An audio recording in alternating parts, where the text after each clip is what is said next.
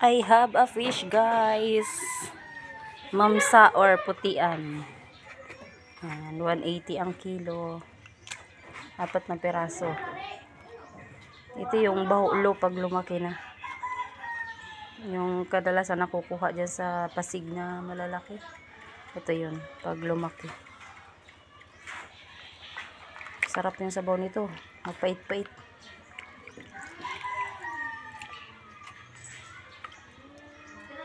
Maraming klaseng isda kanina, pero ito yung kinuha ko kasi masarap to sa ano. Hindi rin ito matinik. Sarap iihaw ang isa.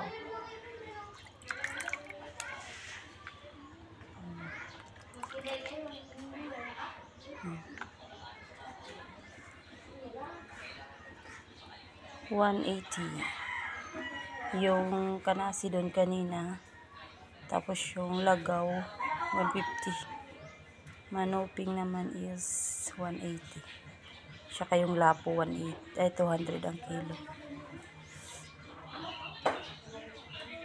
Kapag may buwan, wala talagang isda yan, pero kapag primerong dilim, yan, sasawa ka sa isda. Apakaraming naglako kanina ng isda.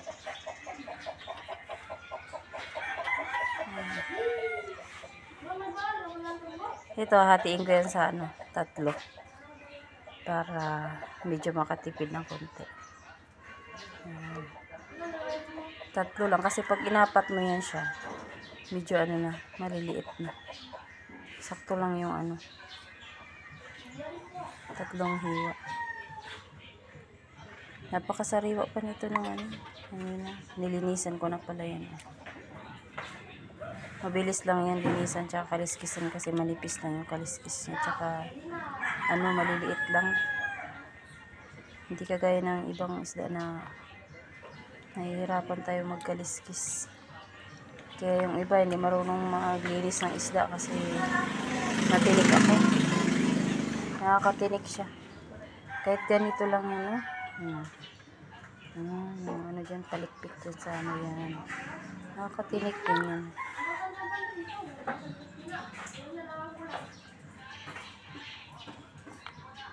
Ito, tinatanggal namin yan.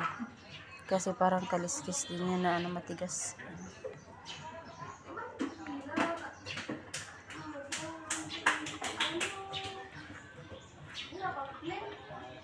Mas okay na to kisa sa baboy. Nakakasawa yung karneng baboy. Yung isda, hindi ka magsasawa, guys. Mag-ka lang ng sasawa na toyo tsaka kalamansi na may konting sili. Ay, sarap.